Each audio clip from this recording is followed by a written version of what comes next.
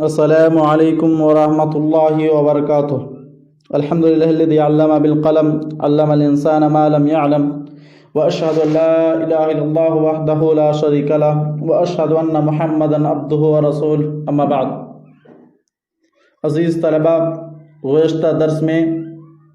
ثلاثی اور رباعی کے امثلہ پر گفتگو کی گئی تھی اور اس کی تصغیر لانے کا طریقہ جو تھا اس کو بیان کیا گیا تھا، اور ثلاثی اور رباعی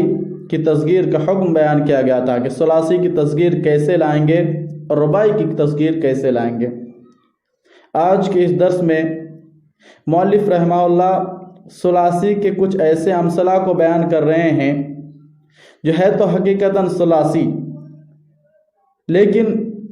اپنے ڈھانچے کے اعتبار سے، اپنے ظاہری صورت کے اعتبار سے رباعی یا خماسی دکھتے ہیں، لیکن چونکہ وہ اصلاً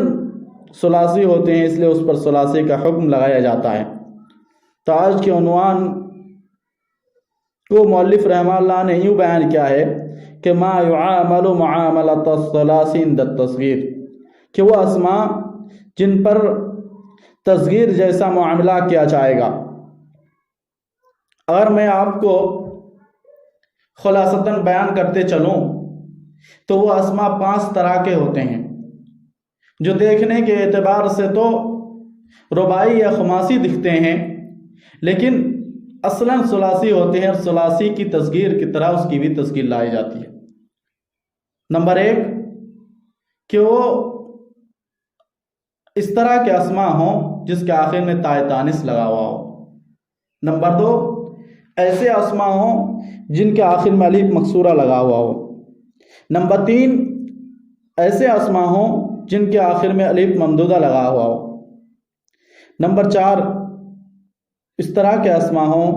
جن کے آخر میں الف و نون زائدتان ہو۔ نمبر 5 اس طرح کی جمع تکسیر ہو جو کہ افعالوں کے وزن پر ہو۔ تو مؤلف رحمہ اللہ اپنے معمول کے مطابق، اپنے منہج اور اسلوب کے مطابق سب سے پہلے امثلہ کو بیان کرتے ہیں۔ تو بیان کرتے ہیں کہ وردۃ، غرفۃ، قربا، نعما، صحرا، حمراء، عثمان، عطشان، افراز، اطفال۔ پھر ان سب کی تصغیر لاتے ہیں، یعنی وردۃ سے تصغیر ثلاثی کی طرح وریدۃ، غرفۃ سے غریفۃ، قربا سے قریبہ، نعما سے نعیمہ، صحرا سے سحیرہ، حمراء سے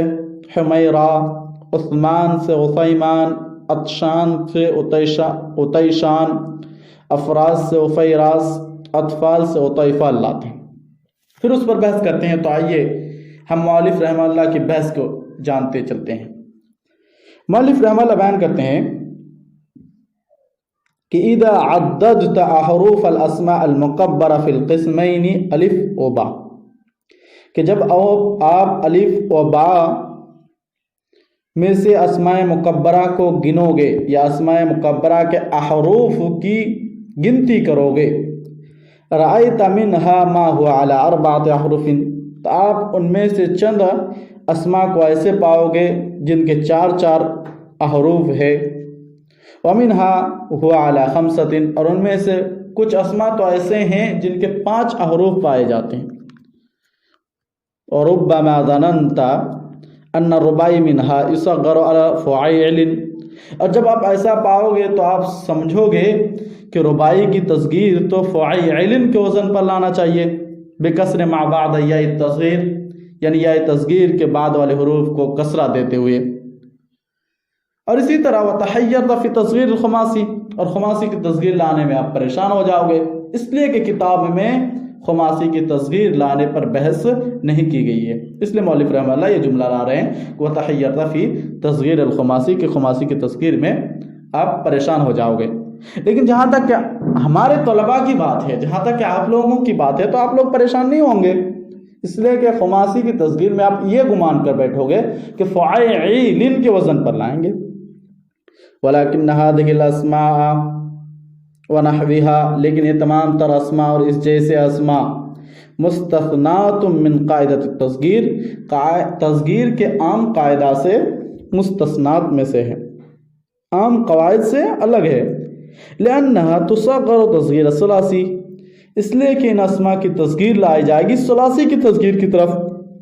فلا یکسر فیہا ما بعد یا التصغیر، بنابریں جو یا تصغیر کے بعد ہے اس کو کسرہ نہیں دیا جائے گا، بل یبقى مفتوحا علی اصلہ، بلکہ وہ اپنے اصلیت کے اعتبار سے اپنے اصل کی طرف وہ اپنے حال میں برقرار رہے گا، نہیں اس کو مفتوح ہی پڑھا جائے گا، کما تری فی الامثلہ، جیسے کہ آپ مثالوں میں دیکھ پا رہے ہو۔ وَإِنْ أَرَدْتَ أَن تُدَرِّسْ هَذِهِ الْأَسْمَاءَ الْمُسْتَثْنَاةَ، اور اگر آپ ان اسماء مستثنات کا دراسہ کرنا چاہو، ان اسماء مستثنات کو صحیح طریقے سے پڑھنا چاہو اور اس کو سمجھنا چاہو، فَرْجِعْ إِلَى الْكَلِمَاتِ الْمُكَبَّرَةِ، تو آپ کلمہ مکبرہ کی طرف رجوع کرو، تَجِدُهَا ثُلَاثِيَّةٌ، تو آپ اسماء مکبرہ میں تمام کے تمام کو پاؤ گے کہ وہ ثلاثیت الاصول ہے، یعنی اپنے اصلیت کے اعتبار سے، اصول کے اعتبار سے ثلاثی ہے، جس کا خاتمہ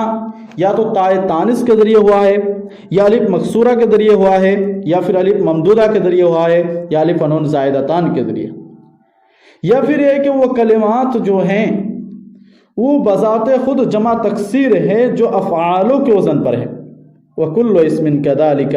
اور ہر وہ اسم جو اس طرح کے ہو، یعنی جس کا خاتمہ تائے تانیث الف مکسورہ الف ممدودہ الف نون زائدتان سے ہو، یا پھر وہ جمع تکسیر افعالوں کے وزن پر ہو، تو اس کی تصغیر ثلاثی کی تصغیر کی طرف لائی جائے گی۔ فَيَبْقَى مَا بَعْدَ يَاءِ التَّصْغِيرِ فِيهِ مَفْتُوحًا، تو جو یا تصغیر کے بعد ہو اس کو اپنی حالت پر مفتوح چھوڑ دیا جائے گا۔